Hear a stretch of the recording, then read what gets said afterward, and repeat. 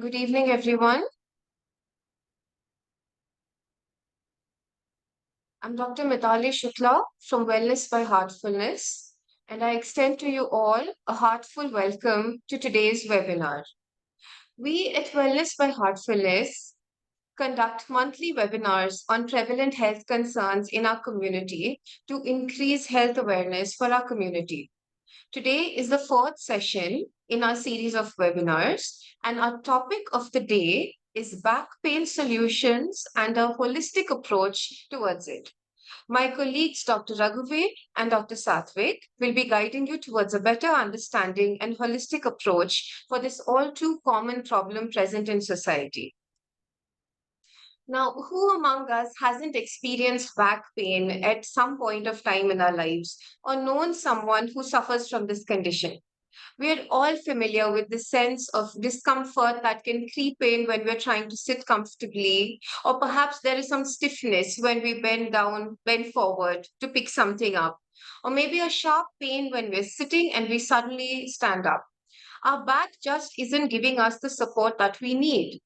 It's frustrating and something that restricts us from living our lives freely and carrying on our day to day activities with ease.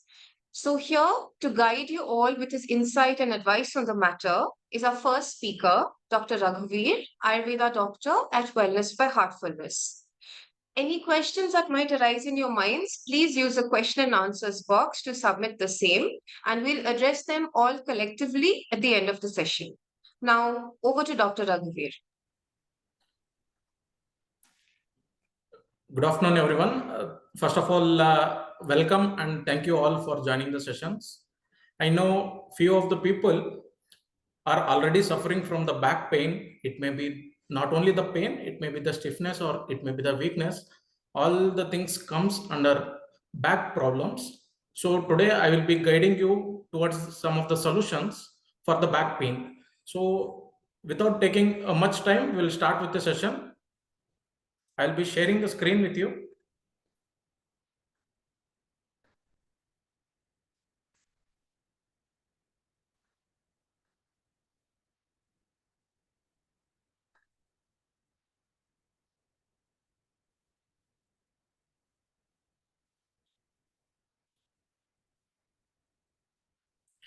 Yeah, let me start the session. Today, let me explain you what is really the back pain mean, what is the aspect perspective of back pain in Ayurveda, what are the causes for lower back ache, what causes lower back pain.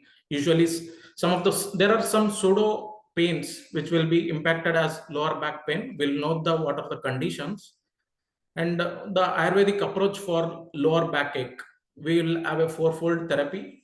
The first one is giving the herbal supplements, where we'll pacify doshas and we'll be treating the pain. The second is the routine. Will change the lifestyle modifications.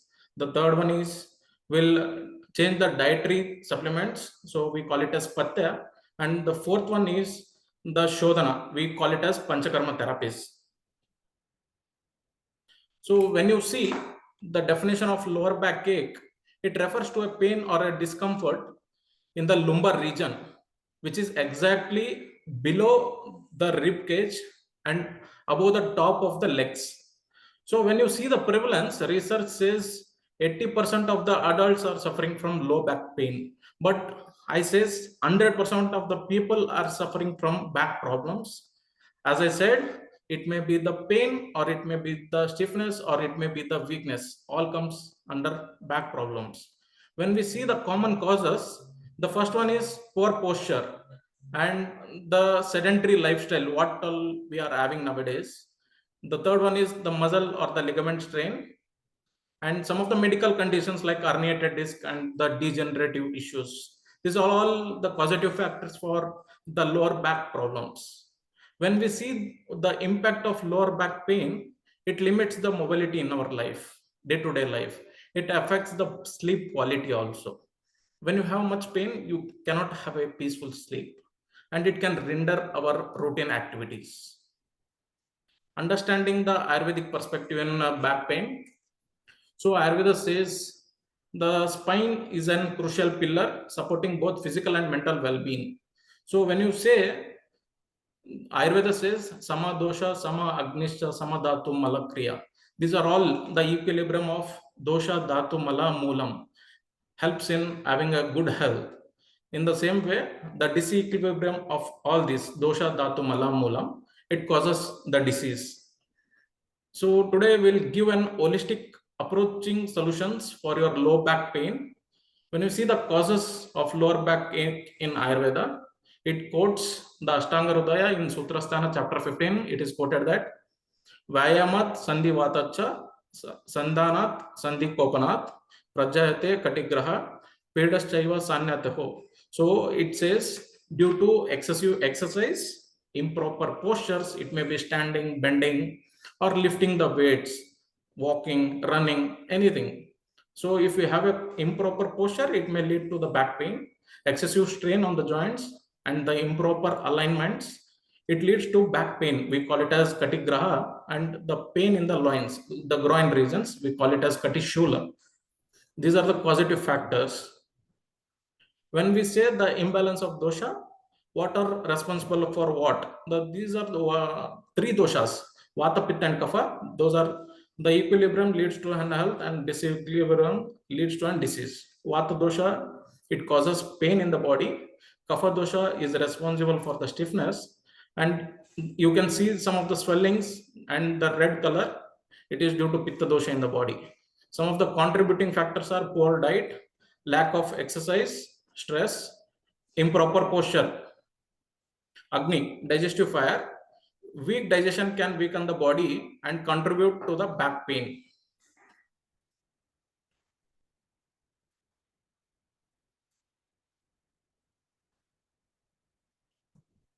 So when you see the causes for lower back ache, even the kidney stones, the renal calculi pain will be act as lower back pain. So you can see the second picture where they are lifting posture is not proper, it is improper, so it will be leading to the back problem. And third one is the trauma or the accident. When a person falls, when there will be an injury on the muscle or the bone, it leads to a lower back ache. The fourth one is poor sitting posture. You can see the posture, how this lady is sitting here, it causes lower back ache. And this is common nowadays. Fifth one, with the mobile, the children will be sitting usually, the frequent bending forward. And these are some of the medical conditions like degenerative conditions, as I've said you. The conditions of the lumbar spine, which can represent as lower back pain. The first one is avascular necrosis of the femoral head. You can see the picture here. These are some of the medical conditions. And this is a scoliosis, where the spine will be bent somewhat into the inner side. And this is the spinal osteoarthritis. This is the disc bulge. Now people will come and ask, sir, I have a disc bulge, what to do? Yes, I will have a solution for you. This is a spinal stenosis. When there will be a sciatic nerve passing through the spinal cord, when there will be a disc bulge, the sciatic nerve will be compressed. So it will be acting as an sciatica. So we'll give a solution for all of your problems. Now we'll start with fourfold therapies in Ayurveda. First one is the diet. The diet is most important. Patya, we call it as. Take warm and cooked foods. Focus on warm cooked meals to avoid digestion and reduce vata dosha. So usually the refrigerated items or the normal items leads to vata dosha. So try to avoid it. Try to avoid taking these all foods. Try to take whole grains, which includes rice, wheat, and oats for sustained energy. These are the few grains which will give you the enough energy to sustain for the daily routine.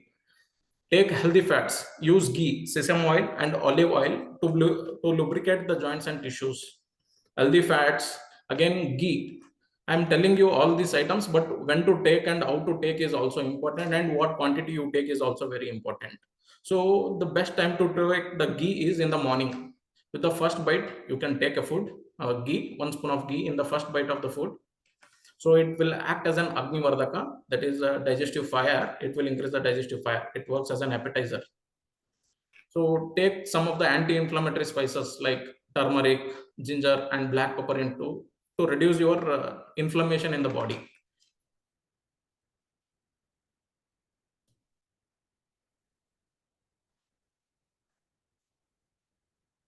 Then comes fresh vegetables. Friends, I am telling you the fresh vegetables, not just the vegetables. Okay, don't take the refrigerated items. Try to take fresh vegetables. Eat a variety of cooked vegetables, especially root vegetables like carrots and sweet potatoes. It contains fibers, which is good for health. Warm drinks. Drink herbal teas such as ginger tea and avoid cold beverages. The fruits. Consume sweet ripe fruits like banana, apple, and berries to balance vata. When I tell you all these fruits, vegetables, and all, please try to take the fresh items. Don't take stored and refrigerated items. Go with natural organic items. Legumes, some of the green grams and lentils, all types of dals are good in proteins. So you can go with all these easily digestible legumes. Hydrations, you have to take minimum 4 to 5 liters of water so that the toxins will be excreted out in the body in the form of urination and sweating. Avoid, minimize intake of processed foods, caffeine, alcohol, and excessive sugar. Try to minimize all these refrigerated items, beverages, and all, so that you will have a good health. Then comes exercise. I said Vyayama. Physical activities are recommended based on dosha. Vata doshas, Vata dosha people, Vata types people can who are very lean. I'm telling physically who are lean, they can go with normal exercise and Tai Chi. This Tai Chi is a Chinese method like martial arts. There will have them some postures like asanas. Pitta types, individuals would be advised to engage in moderate intensity activities such as swimming and hiking. The Pitta people who are like heated personalities, we call it as warm-blooded fellows. Kapha types individuals may be encouraged to take more vigorous exercise like running or aerobic workouts. Who are usually fat, they can go with some brisk walk, running, or aerobic exercises. Then comes dinacharya. For quality health, the quality routine is most important, friends. So following the routine, what we follow, it will add a base to our life. So waking up early in the morning, that is in Brahmi Murta, which is 60 to 96 minutes before the sunrise. So it is a Vata predominant spirit. Taking a lukewarm water in the morning will remove you all the toxins which are stored in the guts. So then after that, practice Dantadavana oil pulling. We call it as like uh, Swiss, take some mouthful of coconut oil or sesame oil, start gargling until the eye starts watering. So it removes the kapha from the eyes. Then go with self massage. So it will add an lubrication to the body. Then you can have a light exercise which will improve your flexibility in the body. Then do gentle yoga asanas, as I said you. Then go with breathing exercise. Then 10 minutes of meditation and bathing with a warm water, which will remove all the toxins and relax the muscles. Remember, friends, above neck we should never bath with hot water. Okay, below the neck you can bath with this lukewarm water, but above neck don't bath with hot water. It will cause a problem in vision loss and hair loss. You can take some of the herbal supplements only in the guidance of Ayurveda physician. Some of the combinations like ashwagandha, gugula, and shalaki, you will be recommended by Ayurveda physicians. This is exemption and it will be suggested only by Ayurvedic doctors. The diet, as I've said earlier, add some good proteinaceous diet to the routine so that it will act as an immunity booster. The posture awareness, we should always remember regarding this posture awareness, maintaining a proper posture throughout the day. Avoid sitting for a longer periods. That too, sitting in an improper posture is exactly wrong. Take breaks to stand and stretch. There will be 100% stiffness in your body, so take some regular intervals of break. And regarding this posture, Dr. Satvik will be dealing in detail towards this. Evening routine, apply warm sesame oil to the lower back before the bed and practice gentle stretches, which are very easy. Sleep early, go to the bed early, rise early in the morning. Then comes, these are the 5 healing herbs for lower back pain. I don't say that these are only the 5 herbs, but these are the major 5 herbs. First one is ashwagandha. It is having an anti-inflammatory property. It helps to reduce the back pain and muscle tension. And then comes turmeric, as you all people are aware regarding this. It is having an anti-inflammatory property. So it removes the inflammation and provides the pain relief to the back tissues. Shalaki, this is an anti-arthritic properties it is having. So it decreases the inflammation and relieves the chronic back pain. Then comes the ginger. These are almost all the drugs are having anti-inflammatory properties. So it reduces the pain, it reduces the stiffness, it removes the inflammation in the body. Then comes the shatavari. It reduces the inflammation again. It gives the strength to the spinal cord. These are some of the Ayurvedic medicines, the drugs of choice, which will be given only by the Ayurvedic physician. Then comes the Shodhana therapy, where we call it as Panchakarma. These are some of the therapies which are practiced in wellness by heartfulness, Kana Shantivanam. The people who are suffering from chronic diseases, chronic back pain, can come to wellness by heartfulness anytime, round the clock, at 365 days. The doctors will be available to treat you. The first one is Abhyanga. Based on the particular body constituent, it may be Vata, Pitta of Kapha, and the chronicity, the doctor will decide the oil. The oil will be taken by a massiver and there will be a gentle rubbing all over the body. So it promotes relaxation and improves circulation to the body and nourishes the skin. This therapy, Abhyangam, we call it as massage. Then come Kativasi. We'll make a compound with the flour and make the oil to stand there. So this is a therapeutic oil made to stand on uneasiness or the unaffected area which is affected. It removes the muscle aches and stiffness in the body. These are some of the therapies which are practiced here. And this is a Patrapinda Sveda. We call it as potli massage. Effective to neck stiffness, back stiffness, and muscle aches. Usually, this is a medicated pouch. You can see here. The Ayurvedic therapeutical drugs are added into this. There are 3 to 4 types of potli massage based on disease, based on the body constituent. The doctor will decide what kind of potli should be used, and based on that chronicity, the massiver will do the therapeutic procedures. Joint pains, back pain, neck pain, arthritis, obesity, everything can be reduced with these types of potli massages. Again, this is the Chona Pinda Sweda. This is a Kayasekam, the pouring of hot medicated oil, which removes the rheumatic diseases, which decreases the numbness, and especially for the diabetes and hypertension patient who are suffering from insomnia, the body pains, body tension, and all, and especially the neurological disorders. And this is a medicated enema, where the enema is like, we will tell gut is a storehouse, the powerhouse of disease. Guts is a powerhouse of disease.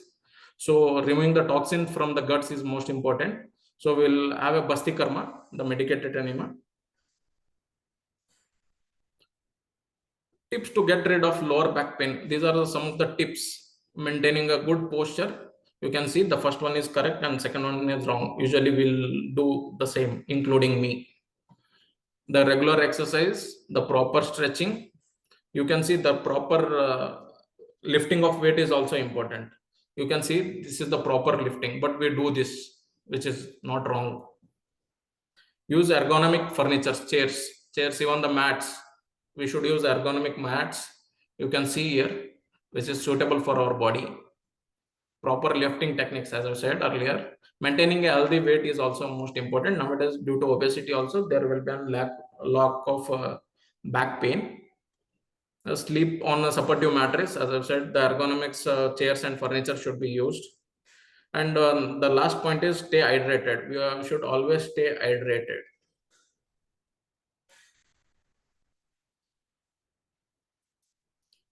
Relieve, restore, and revitalize. Relieve will relieve you from the pain. Will give some of the herbal supplements for relieving your pain. Will restore by removing the toxins from your body. Will do Shodhana Karma, Panchakarma. Will revitalize will increase your immunity by giving rasayana therapies. So this is 3R: relieve, restore, and revitalize. So friends, please be free to visit Wellness by Heartfulness at Kana Shantivanam, Hyderabad. You can contact these numbers. You can note down these numbers, the email ID and the website also. So we'll be always available to treat all kinds of diseases for you. I hope this session has given some, at least few precautions what you have to be followed. Thank you. Thank you, Dr. Raghuveer. Thank you for that informative talk. I'm sure everybody here stands better informed on this matter now.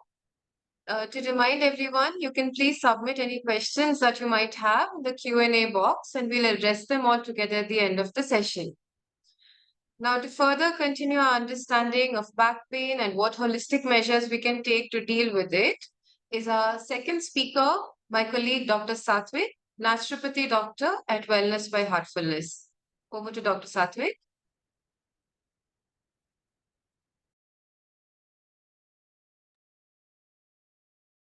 Good evening, all. Thank you, Dr. Mithali, for the warm welcome. Hope my video is visible, Dr. Mithali. Yes, yes.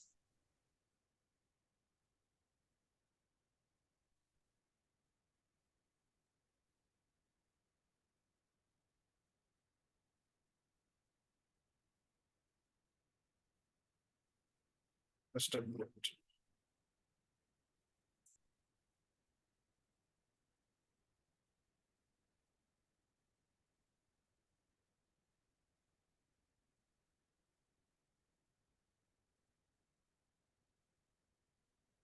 No, it's okay.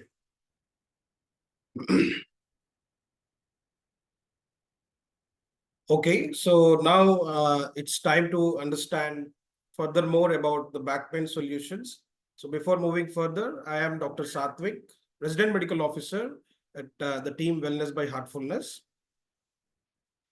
Today we will be understanding the naturopathic solutions of addressing back pain. So I would start my presentation with stating a quote like 95% of the low back pain is always non-specific. So what does this exactly mean? So near about all the cases, majority of the cases of the back pain which we encounter, the cause, if we try to dig the cause, it's always non-specific. Only the rest 5% you can pinpoint the cause that this is exactly causing the pain. So remember, if you're having a normal, if you get a normal back pain and you're trying to find the cause of it rather than working upon it, then you're just dragging your problem. So just to brief out, like what are the problems, like what are the conditions, what are the structures which may give rise to pain? Definitely muscles are one of the reasons. Like muscle, if you overstrain your muscles any time by sitting in a wrong posture or carrying some heavy object, definitely you are on a track of overstraining your muscle, and you will be falling in a trap of back pain. Also the soft connective tissue, which is under the muscles, the fascia, we call it fascia. Sometimes the fasciatic pain is also the cause of the back pain. So the what is fascia is, the fascia connects the muscle and the skin. So sometimes there is some knots happening in the fascia, or there are some adhesions, there are some connections which happens from the muscle and the fascia, and which is restricting the movement of the muscle. So the pressure is transferred onto the ligaments, and then you are also having a experiencing the back pain. Of course, the ligaments and discs, disc bulges or disc tear, disc protrusions are one of the major causes. And whenever you feel a pain which is radiating like all through the course of your nerves, like back of the legs or onto the arms, then definitely the pain is related with the nerves. There is some compression over the nerves. So that's what we were discussing, like damaged or bulging torn discs, straining of the muscles, Arthritis, definitely if there are some age related changes or degenerative changes, that will also affect the pain, affect the normal anatomy of the spine and lead to the back pain. Bony growths, with what we call as ossifications, which generally it happens in the disc, and that is also a culprit of causing back pain. And also sometimes when we ignore the normal, ignore the initial alarm of the body, that is we get some pain but we ignore, we do not work upon correcting our postures or fixing our pain. So on a longer run, they sometimes we also see the shift of the vertebral placement, which we call as spondylolisthesis. So if there is a shift, that is also one of the cause. And some of the rare causes like tumor or infection, this is also one of the causes. So I should be knowing whether am I at risk. So if you are aging beyond 30, so definitely you are at one of the risk factors, which falls in the individual factor. And comparing with the genders, so the female gender is prone to having or experiencing back pain. Coming to the physical factors like obesity, if you're definitely, if you're having weight more than you should be having, then definitely you will be having a back pain, or you will be, predisposing to develop back pain. Pregnancy is one of the transient period when you may experience, when you are at risk of developing back pain. Arthritis or osteoporosis, bad posture. This I would prefer to keep on the top of the table. Physically strenuous work. So physically strenuous work, exactly. If you strain yourself while doing physical activity, and that too, if you are not aware of the body mechanics, then you are at the go of developing back pain. And the psychosocial factors like smoking, if you are a smoker, then definitely smoking, it creates a spasm in the muscle, and that is one of the leading factor. Mentally strenuous work. So the point is not only the physical strenuous work, also the psychological strenuous work. So if you're draining yourself by involving in lot of mental work, mental activity, then definitely you're on the risk of developing back pain. Sedentary work, of course, the work from home culture has really taken up the seats of all the professionals now. So this is one of the factor, one of the risk factor. Prolonged sitting, yeah, and also the anxiety and depression. So is there any relation with the weight and the back pain? Of course. So in the coming to the weight part, if you have a tendency of central obesity, that is, if you are having a little increased the waist ratio, so then definitely you are having, you are having an add-on weight in the front of your, and the front part of your abdomen. So what exactly happens when you have a bulged abdomen is the center of gravity. Like we have center of gravity for all the objects. Similarly, we have the center of gravity for our body, which is in the pelvic area. So once you have a bulged abdomen, so definitely the center of gravity shifts little forward. Then the actual place, and the back muscles are in the tension to pull back the, to balance the shift in the center of gravity. So the point is, if you are overweight or if you are obese, you need to cut down your weight, you need to work upon it. So the normal, the ideal weight, to know how much is your ideal weight, you must be knowing. So one of the formula is like BMI. And keeping it simple, if you know your weight in terms of centimeters, like let us say if your height is 170 centimeters, 170, so you minus your height in centimeters with 100. So you get your ideal weight. So 170 minus 100 comes to 70. So 70 is your ideal weight. So similarly, this works for the adults itself. So weight management is definitely one of the factor which you need to work upon. And people who are thin also tend to develop back pain. So thin people, if they are very underweight, so one thing is you need to focus on bringing your, shifting your weight into the normal category of BMI by having balanced diet, and also do check your bone mass, the bone density. If your bone density is less, so you need to work upon it by increasing the calcium foods. Yeah, this is one of the important aspect. Like, does your mood affect your back pain? Of course, definitely. There is a relation with mind and body. So the mind, we need to understand the mind and body connection. So if you, it's a, two-way process. If you develop pain, so definitely you're disturbed, mentally. And if you're disturbed mentally, so you may also have a heightened perception of pain. What I mean to say is, if you're disturbed mentally, though you might be experiencing a little pain, but you will be having a heightened perception of it. So it will be causing you trouble. So if you are a person who are, is mm, if you look up keeping your emotions bottled up, then you need to ease out. So you need to adopt some strategies which will definitely help in uh, emotional de-stress and also relieving your pain.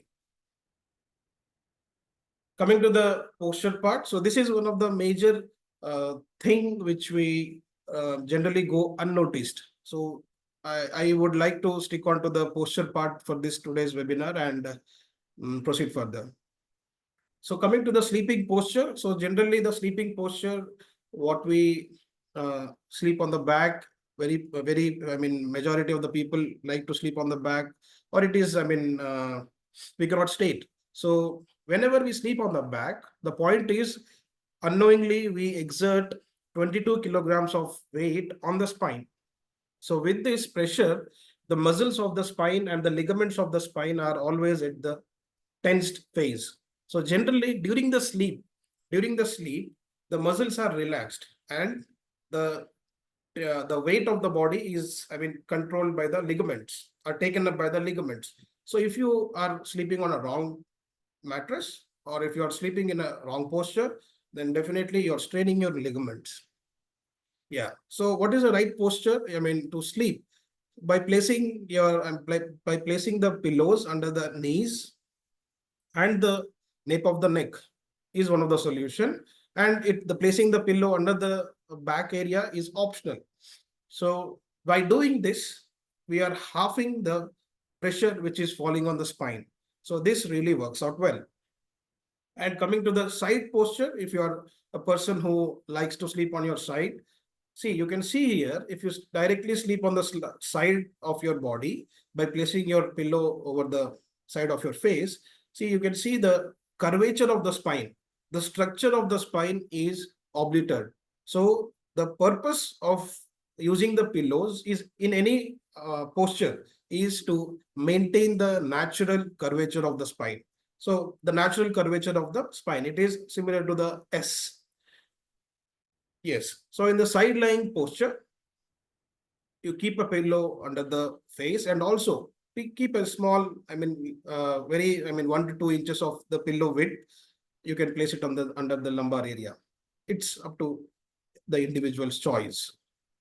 And also the important between the two thighs. A pillow should be placed between the two thighs, with which the structure of the spine is maintained. The same thing we were speaking, like you can see here as well. If you sleep on your side without using the pillow at the, in between the thighs, then definitely the curvature of the spine is little disturbed than the natural one. And similarly, if you put the pillow, it's maintained well. And coming to the back position, if you put two pillows, it's doable. On the one on the nape of the neck and under the knees. So using the pillows under the nape of the neck is also one of the big question.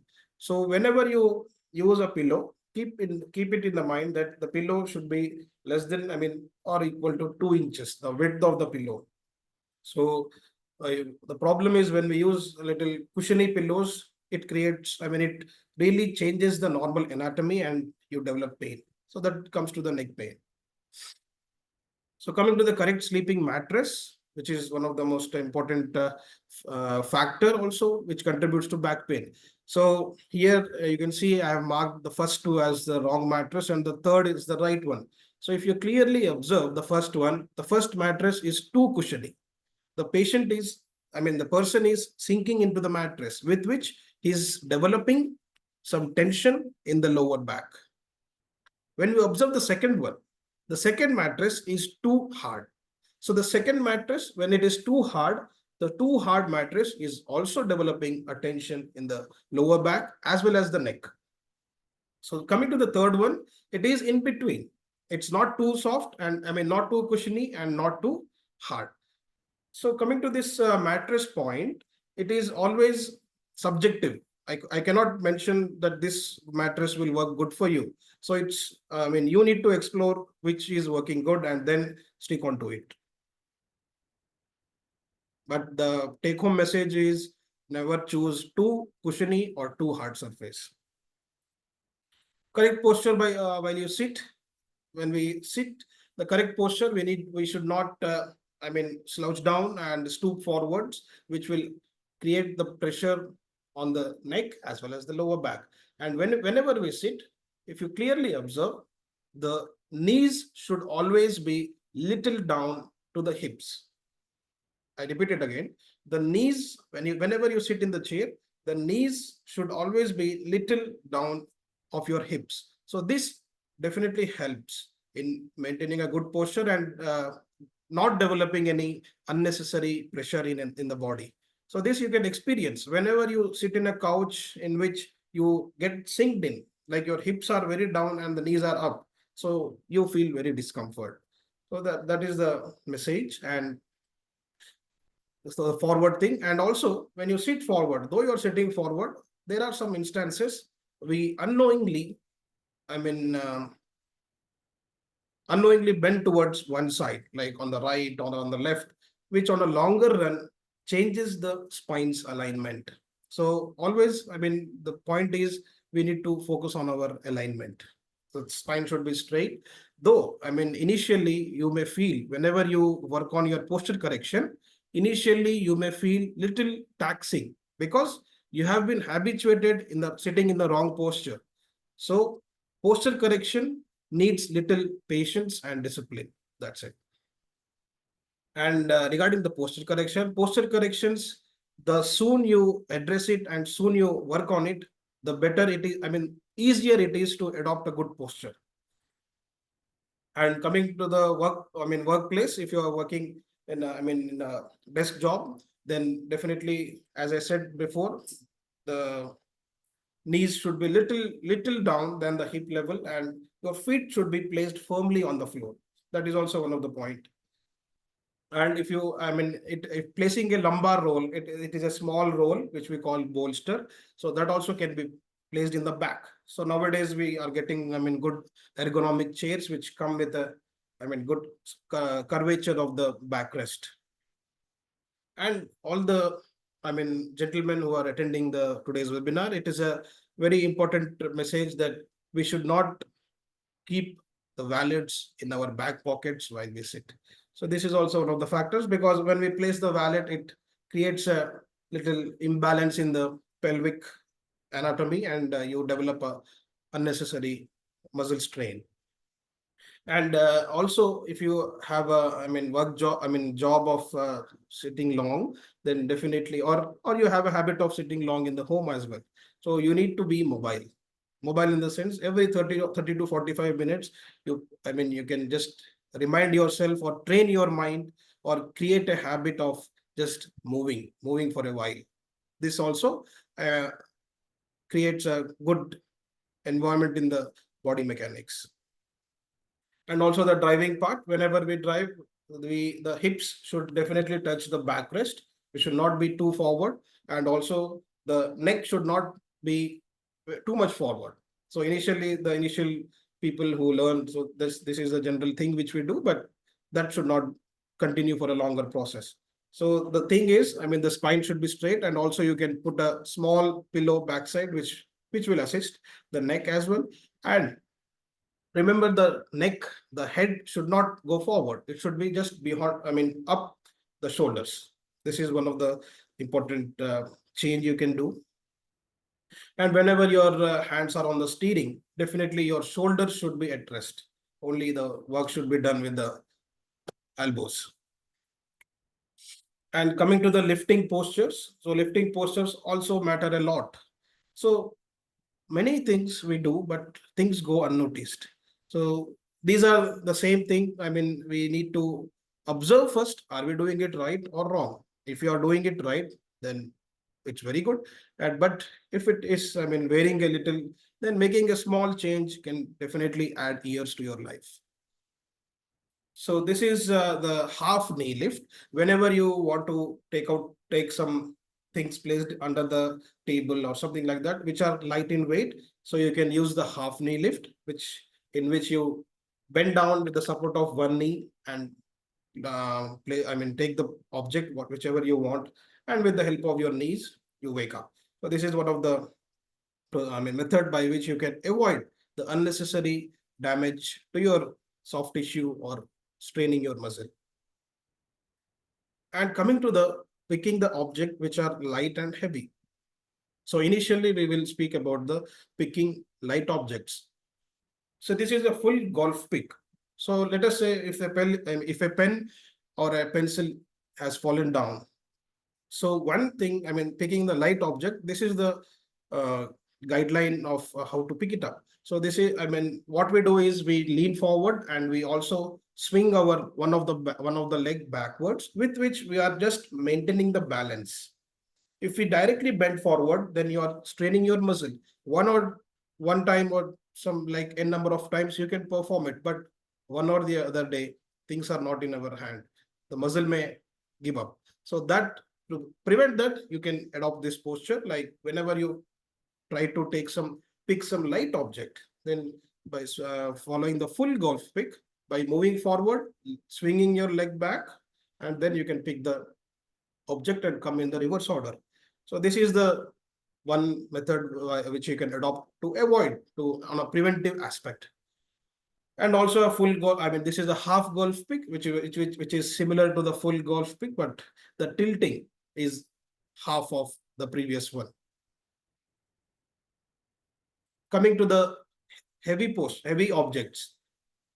The heavy objects, like you say, some heavy tool or heavy suitcase if you want to lift. Though, I mean, if it is a wheeled suitcase, it's another issue.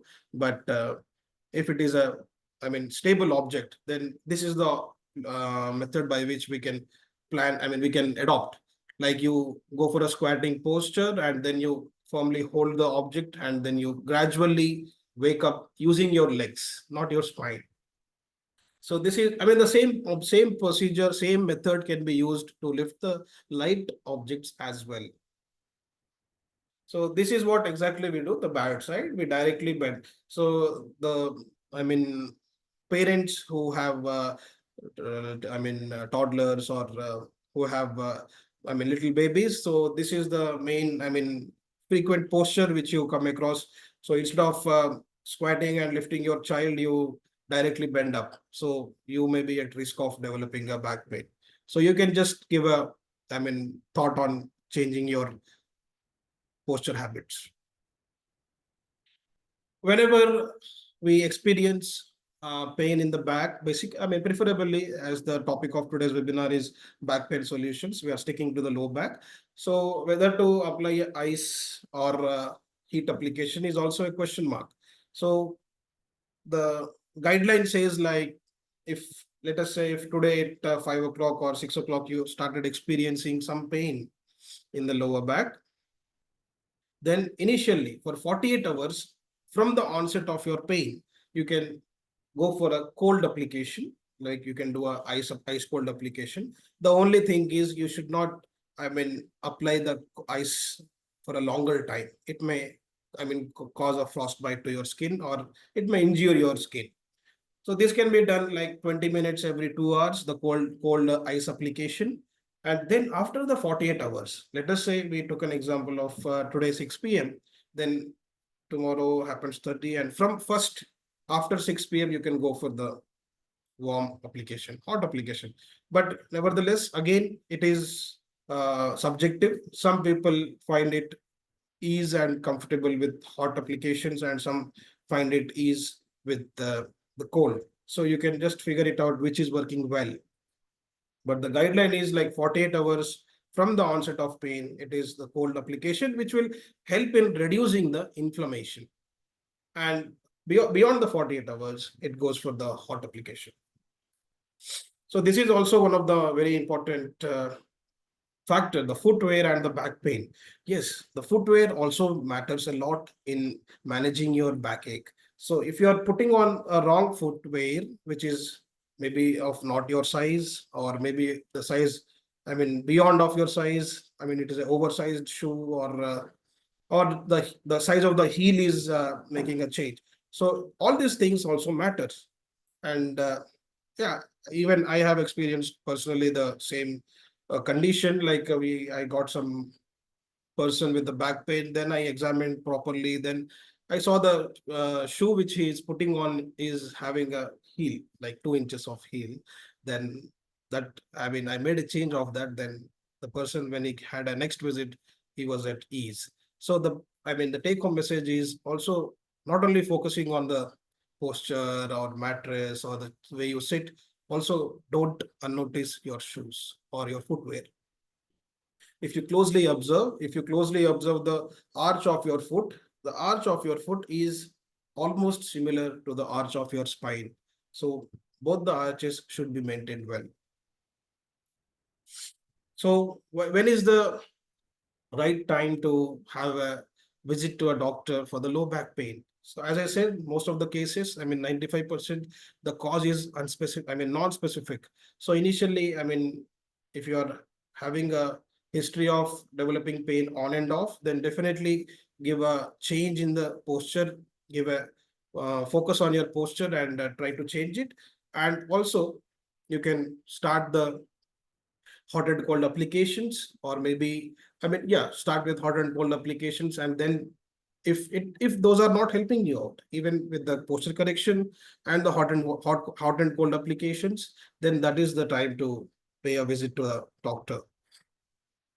So yeah, that is what, your pain is severe. The pain does not get better over time. That is one instance. If you have a fall or injury, because some of the pains also are related with the stress fractures. If you have a minor fracture in the vertebrae or in the body of the spinal cord, I mean vertebral column, then definitely it may also be a source of your pain. Or you have a history of a cancer, then that is also a concern. And if you experience trouble in your passing urine, that is a major concern. Or weakness, you can notice it, right? Whenever you climb up the stairs or get down the stairs, you need to, elevate your legs. So if things are not happening well, then that is the time you need to go to the doctor. And also, if there is an unplanned weight loss, if you experience the weight is getting down by doing nothing, then that is also one of the concern. And also fever. Yes.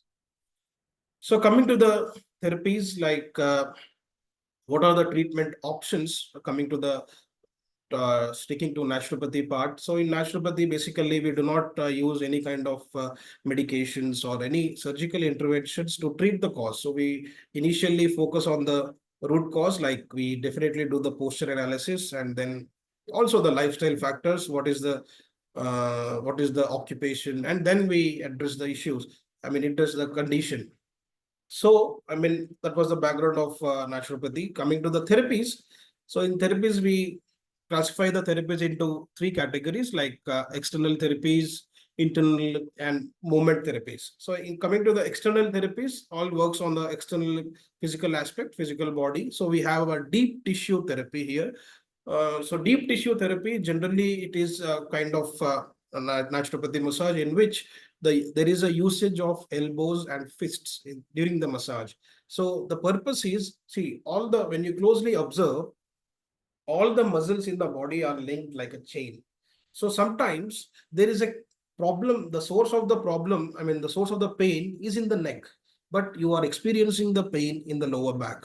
So then the tension in the muscle chain, the entire chain has to be fixed. So with the help of the gliding movements, we make use of the elbows, the fist, and we try to release the tension working on each muscle chain. So that helps in relieving the muscle tension, which is, I mean, generally we develop this with the wrong posture. Coming to the hot stone therapy is again a type of massage in which we use initially we lubricate the body, we mobilize the muscles, we stretch the muscles, mobilize the joints, and then at the end of the session, we make use of heated stones. The stones are heated at some comfortable temperature, bearable temperature, and those are with the help of the stones, we we help in relieving the muscle tension, the muscle spasm. So what is the added advantage here is with the help of the heated stones, when they are placed on the body, the heat is transferred deep into the muscles. So this is one of the option which which therapeutic option which we recommend. Cupping therapy, again, as I initially said, sometimes the source of the pain is also in the fascia. So if the source of the pain is in the fascia, then cupping therapy works well. Not only the fascia, but also if the pain is of muscular origin, it works well. But coming to cupping therapy, the purpose is we create a suction with the help of cup, and then we try to release the adhesions which are formed with the wrong posture, and it helps out. Yes, coming to the ozone therapy. Ozone therapy is a new therapy. Which nowadays it is lighting up. So in ozone therapy, we make use of medical grade oxygen and ozone. So we have a mixture of oxygen and ozone, and we, seeing upon the condition, we set the dose of the uh, ozone, and then we administer it into the muscle. We do not go into the joints, we do not hit the bone. So the oxygen and ozone is directly delivered into the muscle, with which definitely there is a improved oxygenation in the muscle. So what exactly happens whenever the muscle is undergoes a spasm? So there is a deprivation of blood circulation, proper blood circulation, or proper oxygen delivery there. So we help in providing or supplying oxygen directly into the muscle belly, with which the pain of the muscular origin is also gone. And also it will help in improving the blood circulation. And the ozone component, it reduces the inflammation, the ongoing inflammation. So for all the kinds of pain, we have been seeing a good result with the ozone therapy. And acupuncture is a sure shot modality which definitely works upon the pain management, because it helps in the flow of, channelizing the flow of energy. So this is also one of the modality which will be helpful for alleviating the back pain. And also we have some hydrotherapeutic procedures in the external therapies. So we have spinal jet therapy, in which the picture which you see here is a spinal jet equipment in which you will be seated, and the streams of water at warm temperature will be falling on the entire vertebral column. So with which the muscles in the entire vertebral column are relaxed, and also the other tissues like discs, the ligaments, all there is a definite blood improvement in the blood circulation, and the tissues are relaxed. So this is one of the treatment under hydrotherapy. And also we have a other variant of this in which the person is lied down into the spinal tub. And also the steam bath. Steam bath generally it is helpful in relaxing the entire muscles. So that is one of the option in the hydrotherapy. And as we are into the heartfulness community, a member of heartfulness uh, community, we definitely recommend heartfulness meditation, because also we discussed there is a relation in between the emotional level, the psychological level, and the physical pain. So the heartfulness meditation helps in bringing down the emotional stress, bringing down the unnecessary emotional baggage, and also it helps in physical relaxation. So this is one of the specialty we prefer. And coming to the third category, the movement therapy. In movement therapy, we have yoga therapy and physiotherapy. So yoga therapy, as we have been celebrating, it has been 10 years we've been celebrating the International Day of Yoga. So it's okay. The yoga therapy, regarding the benefits of yoga, now people are very much aware.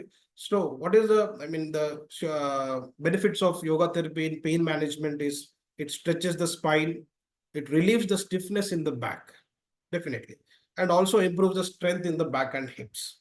So these are some of the yogic postures which will definitely help in improving your spinal health. Also the pranayama, like breathing exercises, sometimes the pain also happens with from the diaphragmatic region. The diaphragm is a dome shaped structure which divides both the thoracic and abdominal cavity, the lungs and the abdomen.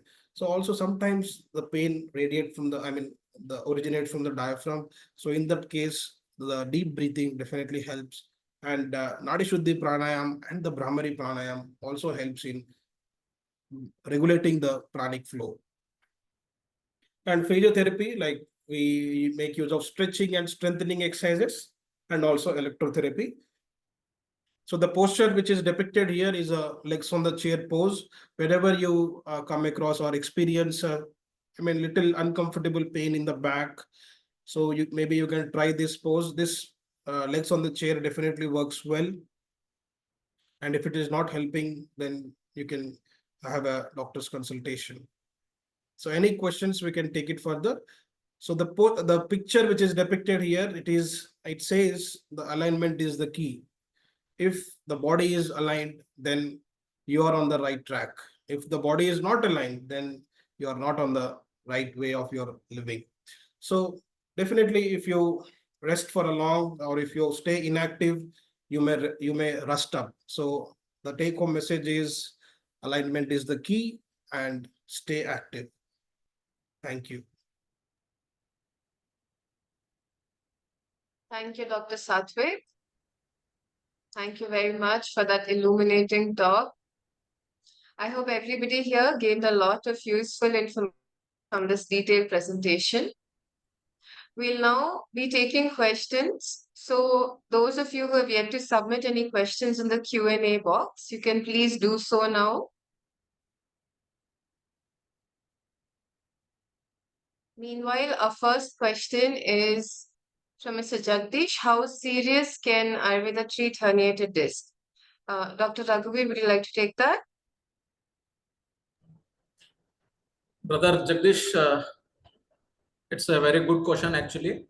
Instead of how serious an Ayurveda treat herniated disc, instead of serious, I can tell you how effective an Ayurveda will treat you with an herniated disc. In some of the conditions like herniated disc, there will be two chances whether the disc will be ruptured or it will be slipped. So based on the conditions and the chronicity, even from how many years, the duration of the disease is also countable. So better to consult the doctors at wellness. So in-person consultation will give you much good results. By telling in general solutions, I cannot tell you. If you want a general solution, I can tell you again. Ayurveda deals with fourfold therapies like panchakarma and the herbal supplements, where we give some of the medicines to treat your disc pain, and the dietary modifications and the routine modifications, lifestyle modifications. These are the fold for therapy. In general, I can say you this much, but for sure, Ayurveda will reduce your sufferings for sure. I can assure you that. But in taking a in-person consultation will give you a much exact results how effective an Ayurveda is. Thank you. Thank you, Dr. Raghuveer. It seems we have no more questions right now. So I'd like to thank everyone, and we hope you enjoyed the informative session, the webinar, and that you now all carry forth some useful information with you that can be implemented in your daily lives. We welcome all of you to join us next month on the fourth Saturday of the month, that is going to be 27 July, for the fifth session of our monthly webinars. The details can be found by clicking on the link which I have shared in the group chat. We're available to you at all times at Wellness by Heartfulness, Kana Shanti Vanam, Hyderabad, all days of the week throughout the year from 9 a.m. to 6 p.m. every day. We also conduct monthly health camps at locations in and around Hyderabad, updates on which can be received by contacting the number that I have shared in the group or by clicking the link which I have shared again in the group chat. Thank you all once again for joining us. Wishing everyone good health and happiness. Thank you.